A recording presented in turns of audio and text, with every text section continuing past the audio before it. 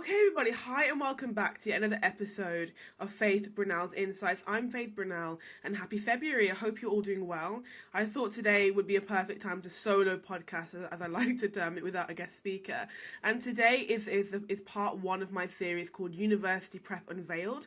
Now, here on Faith Brunel's Insights, I am a BA graduate and I'm now embarking on my master's in law, a law conversion to become a barrister. So I thought to myself, how can I really share some tips about my experience, but also some tips about preparing yourself for university in general. Because a lot of people have come to me and said, Faith Brunel, Faith, how can I best prepare for university? And so God gave me the idea of rerunning my series, because I think in about 2021 or 2022, I did a really popular series, a 3-part series on how to prepare for university. And it was segmented into financially, academically, and I think personally as well. And so I'm bringing that back, but in a different way, and this time I'm terming it University Prep Unveiled. So without further ado, let's get stuck in. There's loads to talk about today, because this is part 1 of 3, or maybe 4, who knows? So let's get stuck in without further ado. Okay, so as you all know, Faith Brunel's Insights is a podcast where we really talk about, moving into higher education, moving into skills for study, looking at our mindset, looking at our mental health, and kind of really helping to kind of move forward and better them as well. And so today, I really want to talk to you about kind of cracking the code, strategies for academic excellence. I really want to get into the nitty-gritties really. But I think what we have to also understand is it goes back to that concept that it's not an event, it's a journey, and your journey can begin now. And so we might not wake up tomorrow as doctors, as lawyers, etc., but we have the ability to get 1% better each day, just as James Clear talks about in his book Atomic Habits, which I really enjoy. So let me show you all, because it's a video podcast, so it would be wrong of me not to. This is the book I'm reading, Atomic Habits by James Clear. It's an international bestseller, and I know why. It's really captivating, it's really gripping. It isn't sponsored, but I just thought it would be remiss of me not to share with you the wonderful book I'm currently reading. And so really the strapline is tiny changes but remarkable results. And really, if you continue to follow that strategy, it will guide you on that journey to success. And so moving away from James Clear now and talking a little bit about our mindset. So last week we had a wonderful episode where I was talking to you about mindset. Well, I think last week was Artie Halai, but the week before that we were talking about mindset in season 6. And so what we were talking about is the kind of the differences between growth and fixed mindset, and really the vital importance of making sure that our mental health is well, that we are looking after ourselves, giving ourselves time to develop. And so it really goes back in now, if we talk about the kind of the overall picture, so to speak. Let's imagine we're all Picassos, for example. I know I'm not a Picasso in the literal sense, but in the metaphorical sense, I am a Picasso and I'm painting my life. So we're all painting our lives, and we're going different colours, and we're trying to bring in different elements. But what we just need to do is just take a deep breath before we throw all of the paint onto the canvas. And so that's just a metaphor or analogy, just to kind of articulate how in our lives we shouldn't pressure ourselves to have loads of colours. We shouldn't pressure ourselves to be a Picasso, so to speak, because every one of us is developing at a different rate and at a different pace as well. And I just want to echo that. So let's talk a little bit about now these strategies for academic excellence. And really it starts off where we are in terms of, before we get to university, we have to go to school. And some people are homeschooled, some people go to other types of school, but we have to go to some form of foundation before we can be put into university. And so it's almost like, those building blocks before we can start to study. And even so, this episode is also really about preparing yourself for university, asking yourself if you want to go to university, or would you rather do a degree apprenticeship, or would you rather do a gap year? So it's really about navigating through your choices and choosing what's best for you. And so I think that's very important.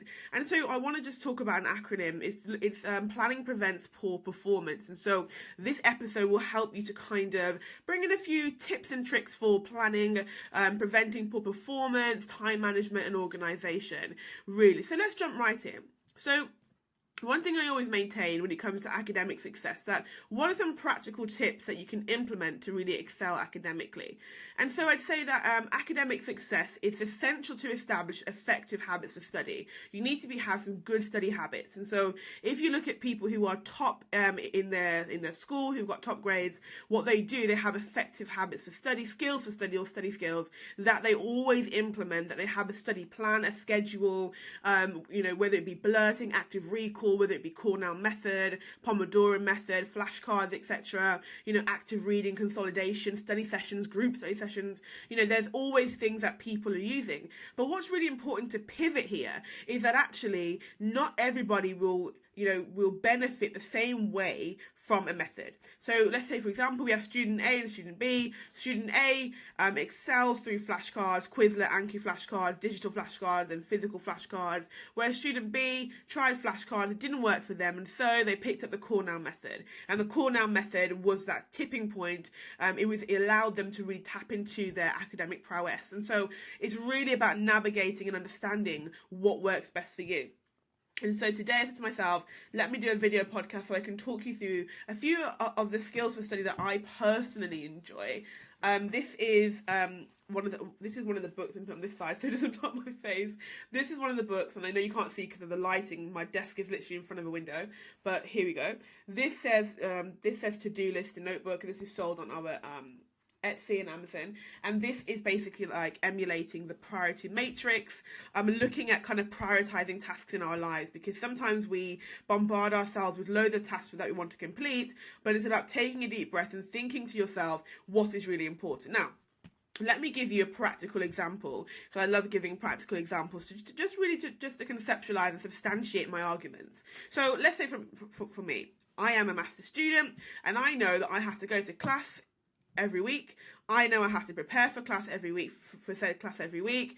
I know that going into next week, I have a formative assessment, which basically means it's not a summative, so it doesn't count towards my final grade, but it just kind of gives the lecturers a sense of whether I'm grasping the topics at hand. And so I have to do that. They have deadlines. In fact, the deadlines are the 21st and 23rd of February. Those are deadlines. They are deadlines that cannot be moved. They're things that I can't get out of them, etc. Whereas, for example, there are other things that I might want to do. Let's say, for example, I'm planning a law event next month called Legally Empowered. Feel free to register. I'll put the link in bio, which is going to bring together solicitors and barristers and aspiring legal professionals who are going to network and talk on a range of different topics. So I wouldn't then, if, for example, if I had an hour today, I wouldn't put the hour on the event that's on March 12th. I'd put the hour into my contract or public law assessment. So that's what it's about, priority. So I'm not going to drop my other thing, but I'm going to work out what it is. So I'm just getting a call. So let me just pause this recording. Let's have a look. Okay, everybody, I'm actually back. My mum was just calling me, so we just thought we'd just pause the recording there. Anyway, I'm going to leave this in because it just shows how life is just live. Okay, everybody, so where were we? We were talking about the importance of study skills and skills for study. We were talking about how it differs according to the person studying, so it's very subjective.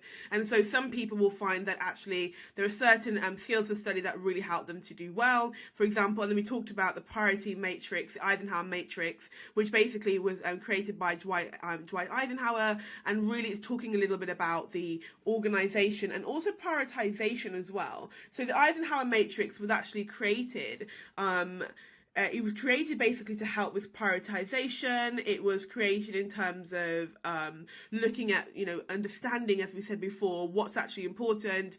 It was created by President Dwight Eisenhower himself, and he actually created and developed this concept that would later be termed and referenced to as the Eisenhower matrix. And really it was looking at responsibilities and successes, and kind of looking at managing your priorities as well, and making sure you have time for yourself and things like that as well. And so for myself, as I said, for myself as a master's student, I have to make sure that I am prioritizing my life as well, spending time with family, spending time with God, spending time with, for myself, also I have to be reading law, I have to be studying law throughout the week, I have to be doing my podcasting because that's one of my passions and my hobbies. I'm running events as well, and really also still having time for hobbies, still time for working out, still time to watch movies and have family time, have got time with God, as I mentioned before. And so really it's about prioritization. Now let me talk a little bit more about skills for study in a bit more depth. Let's go quite deep today. So let's say for myself, I have spent most of my life studying from primary school to secondary school to college, university, and now I'm at postgraduate level. So I am definitely someone who can talk about my journey, let's use that journey to finding the study skills that actually work for me. And for me, I find that it depends on what I'm studying. So let's go back to 2018 when I was actually starting doing my A-levels at King Edward's College in Stourbridge, and I was really excited to read law, politics, and English, language and literature. And so I found that actually when it came to reading law, I had to watch a lot of YouTube videos, I had to delve into case law and statutes, and I had to grab flashcards, in terms of learning cases and what the cases were, because it was an open book and none of my exams were. And so I had to delve into looking at kind of mind mapping. And at the time, I wasn't aware of the Cornell method. And then, whereas on the other hand, that's just my calendar, everybody. Let's just close that down. On the other hand, when I was reading politics, it was a different process. So with politics, I had a Word document I would work on and consolidate all of my everything that I was learning. So at the time we were learning about different aspects of the UK and US political system, federalism, etc., and unitary states. And so I would consolidate that in a Word document and looking at comparison with tables. Like I go into Word and create like a table and compare like the American system to the UK system, for example, the UK and US, and then looking at different political groups like Marxism, feminism, etc. So that would kind of be compared, and we'd have comparative essays and things like that. So it would differ. With English, I literally just grabbed, because we were reading Dracula and Twelfth Night by Shakespeare, and so I'd literally grab a physical copy of those books and annotate it there as well, because it was different. So I bought something called I think it's called the No Fear Shakespeare, where it breaks down the Shakespearean language into English language of the modern 21st century, and so that helped me to then articulate my arguments, but also be able to then analyze and cross-reference what Shakespeare was trying to say, and what he was saying really, and understand it in a dialogue and a rhetoric that was familiar to me. And so that's what we were doing there as well. So that's really just a kind of articulation of where I started from, and now being a BA student who got a 2-1, glory to God, and now I'm doing a master's, I'm now finding that these methods are actually coming intertwining. So politics was a lot of reading, a lot of consolidation. It was a lot of, preparing for seminars and lectures, and it was a lot of essay writing. I did a dissertation as well, and so it was a lot of research. So I had an iPad at the time, which I've now sold, but the iPad actually at the time was actually really beneficial to me. And on my iPad, I used to, because it really fit my degree at the time, it was a lot of reading, and I sold it. And do I regret selling my iPad? Maybe. I might buy it again, because when I started reading law, I've realised, but I'm using my MacBook now, and so that's something I want to talk about as well in a separate section. But really talking about the skills of study, what I actually realised was in terms of law, it's a bit different. So when I had my workbooks, my physical workbooks, I'm now highlighting in them, whereas for politics we didn't have workbooks, we had digital textbooks, so I highlighted them digitally. So I needed an iPad then. I don't really need an iPad now, because my workbooks were sent by BPP Law School, and I just highlight them with my highlighters, my notepad, my post-it notes, and so that's my way of revising. And then I'm looking at case law, watching YouTube videos, and if I'm doing, like, for example, public laws, looking at parliamentary sovereignty and other concepts, and so I'm watching videos and etc. And so that's what works for me. But I know that when I have my exams, I'll pull up my flashcards. I might go into Quizlet or Anki. I'm going to be doing, obviously, active recall, active reading as well, just to really significantly enhance my understanding and retention. Excuse me. So yeah, I obviously know that grades do play a crucial role in university admissions, but I also do know that there's increasingly awareness now about kind of that there are schemes where it helps those who haven't done as well as they'd like to get into university. I know that University of Birmingham have an A to B scheme, which is something that you feel free to research if you think that applies to you. But really, I just want to talk to you about how we can really stand out during the university application process. As somebody who applied for university on UCAS, I used UCAS to apply for university, and I applied for Oxford, I applied for UCL, King's, University of Birmingham, I think, was it LSE? I don't remember, was it LSE? Yeah, I don't know. Everybody, it's been so long. I'm literally, I don't remember. But yeah, so having done that as well, we spoke about it in our event. Last year I did an event with the University of Birmingham, actually, and Paul McConnell, head of global engagement we got there at the University of Birmingham, spoke about this actually, so feel free, I'll link that in bio as well, to actually talk about that and think about that. But what I'd say with the university process, I'd say don't stress, don't worry, it will all work out in the end. I'd say don't pressure yourself as well. I'd say there are so many other opportunities as well and other options. There's apprenticeships as well, there's doing university, there are other options as well, depending on what you want to do. For me, I really did enjoy university. As I said, there were some challenges, as with everything, because one of my favourite quotes, and if you've been listening to me for years, you'll find I've mentioned it a lot.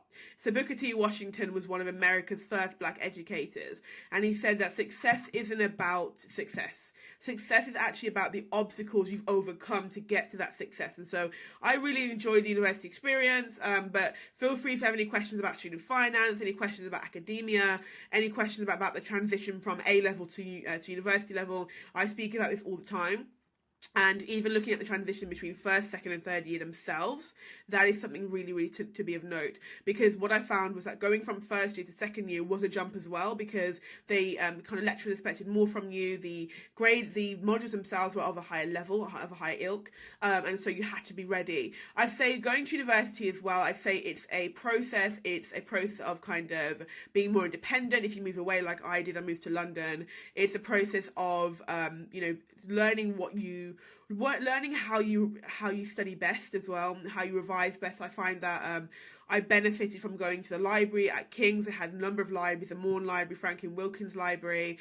They had one of the guys' campus as well, and I went there to study. I found also that in terms of studying as well, it was important to prioritise my mental health, so I still did go to church. I spent time with friends. I did badminton every Wednesday and Saturday. So I think it's the King's Be Active programme. So anybody at King's, check it out. Really good. It's free if you're in King's accommodation, which I was, so woohoo. And I really did utilise it to my benefit. I did a boxing class as well. That was interesting.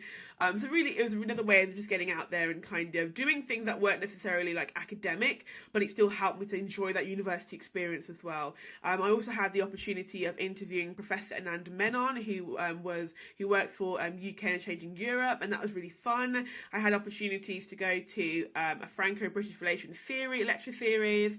I had other opportunities as well, which I really found valuable. I was able to increase my confidence in terms of living by myself, having to budget, confidence in terms of being in different environments and things like that. And really, I was also talking about my career and as an aspiring barrister, because I lived in London. It was like the epicenter on Chancery Lane, like the epicenter for chambers, etc.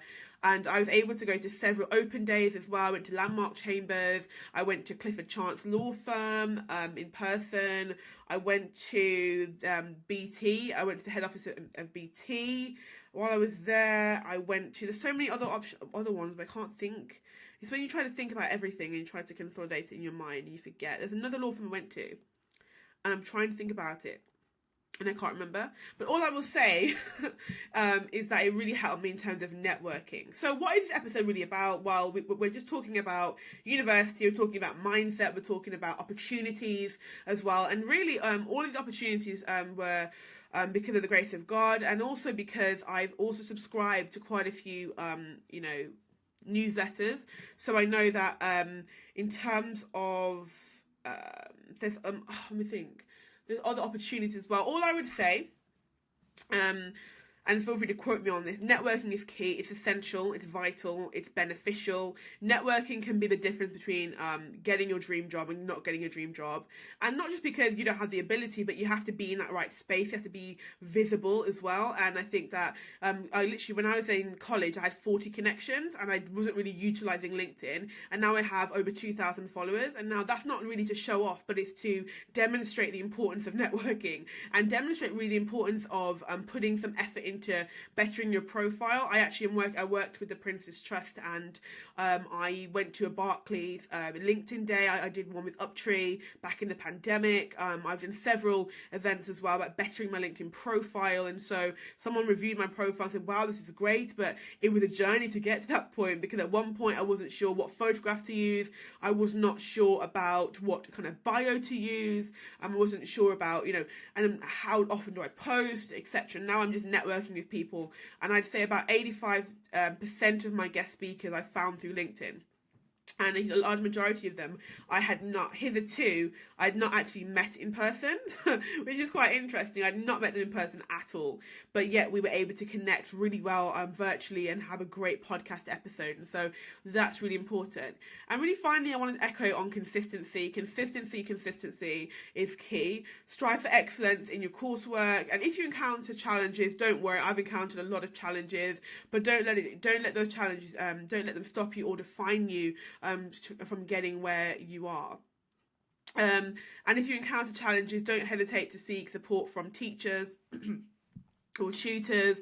Mind matters as well. So there's also mental health charities out there. There's also mental health options at university, at school, wherever you are at the moment. Don't suffer in silence. Reach out to someone and they will be able to help you as well. That's why at my first event, we heard from Dr. Dominique Thompson, who is an award-winning author. She's also a GP as well, and she spoke about the importance of mental health. So feel free again to tune into that episode. I'm so used to saying episode. Feel free to tune into that event that took place on September 8th, 2023. I'd also say that you want to stand out from the rest. So I'd say in order to stand out from the rest, it's about putting in extra effort as well to maybe engage in different courses or different classes. I remember when I was at Edgbaston High School for Girls, I did the OCR Higher project, and I did what's something called Thinking and Reasoning. Those were both extra courses, but they gave me a half a GCSE each. And then I went to Salamanca as well, and I got an A2 in Spanish. Although I didn't do A-level, I had the A2. And then I did LAMDA, London Academy of Music and Dramatic Arts. I did the mock trial. I was an usher in the mock trial. It was a bit of fun. Went down to London. When I got to King, and then I did that. When I went to King at Edwards and Stourbridge, I was part of kind of other events as well.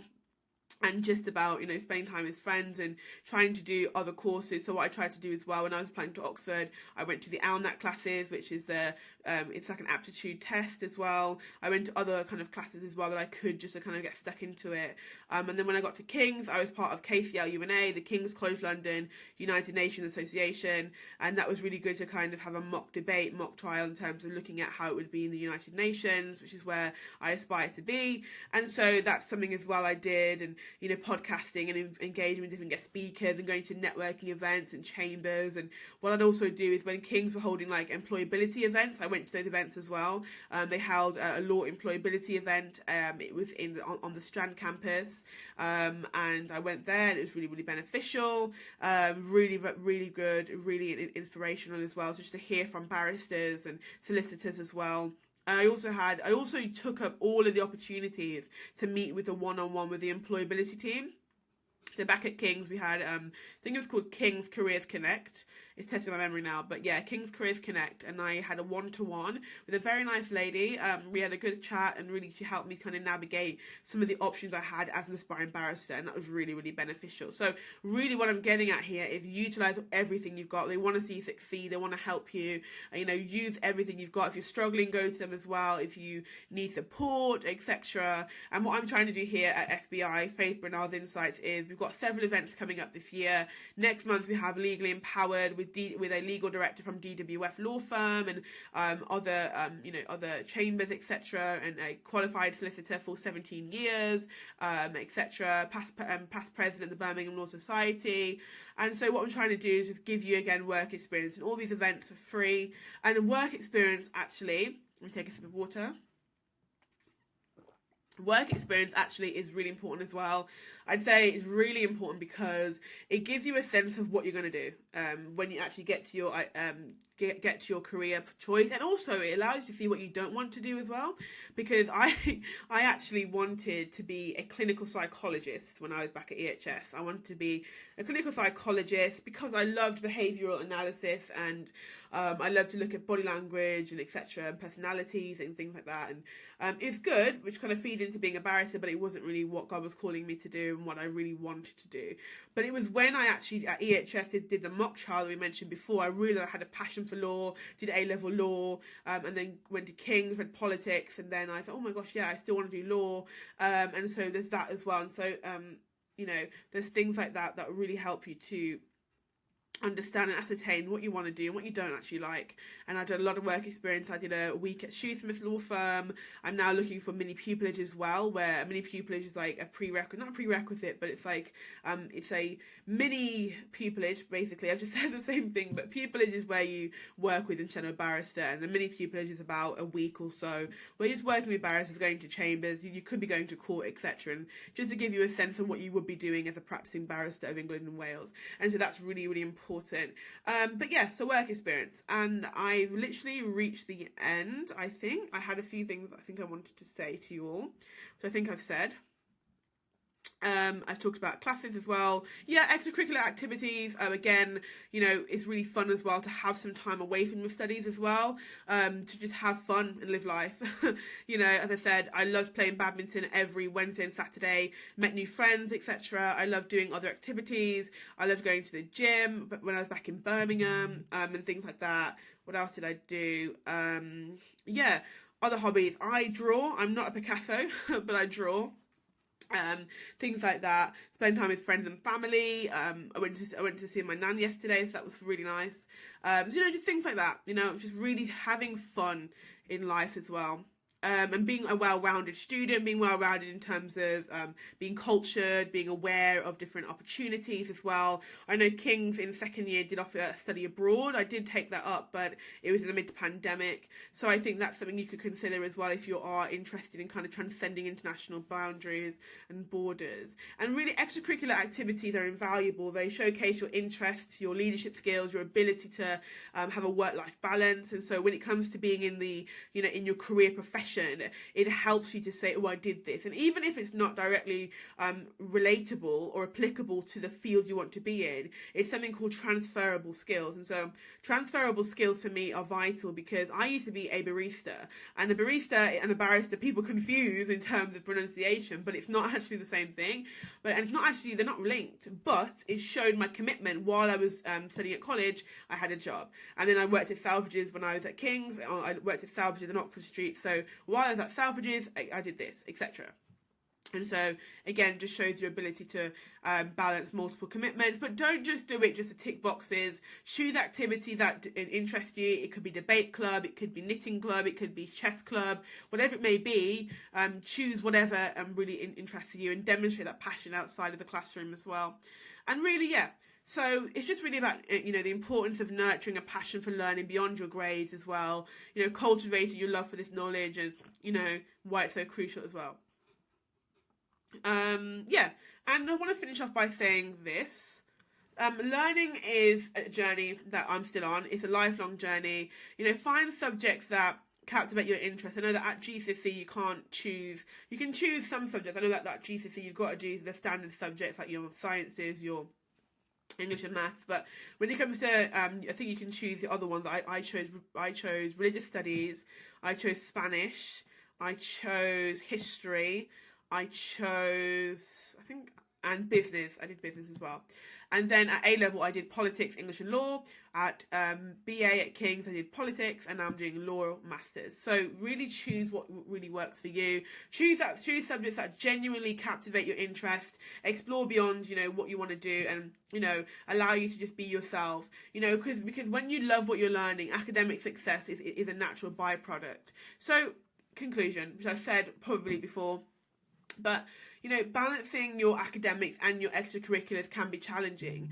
But, it's about having that practical advice. I'd say practical advice is about prioritization, utilizing the Eisenhower matrix, utilizing time management as well, thinking about how much time you have in a day and dividing it equally between everything you have to do, any commitments you've got, and spare time studying, if you've got classes as well. It's about, looking at that. And I probably will make a video soon about how I manage my calendar, because I'm actually doing my master's part-time and I'm running my business part-time, and so I'm having to balance that as well, and so that's really important. And then I've also got time when I want to have enough time to spend time with God, to my Bible study and my listening to my godly messages, going to church. I want to have time spending with my family, my friends, having time to draw, although I'm not a Picasso again, I will reiterate, but I want to have time to work out, I want to have time to do whatever I have to do, and things like that.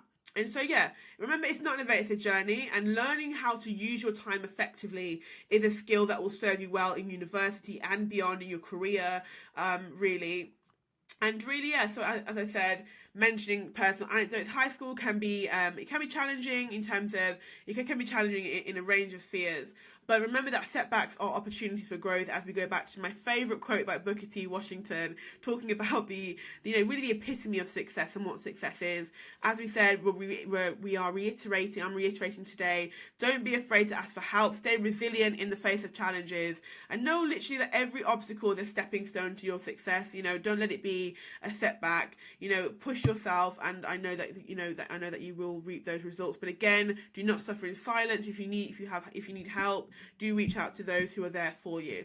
And so that was a long episode, but I hope it was a long episode, but an episode that really helped you to have some tips on your mindset, tips on studying, tips on university, and just really a kind of a range, like a compilation of different topics today. So next time we'll talk a bit more in depth in this series, but really I want to just kind of capture the essence of preparation and how preparation prevents poor performance. So remember that this episode called Cracking the Code is just the beginning. There'll be upcoming episodes exploring the journey to higher education.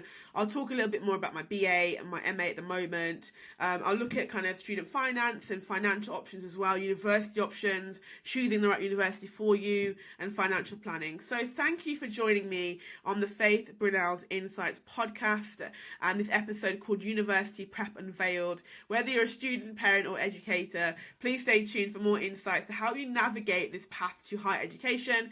Until next time, I am Faith Brunel, and this is the Faith Brunel's Insights podcast that comes out every Thursday at 12 o'clock. I know today is literally after 12, so usually it's circa 12 p.m, let's say. But have a great day, and remember, it's not an event, it's a journey. Thank you.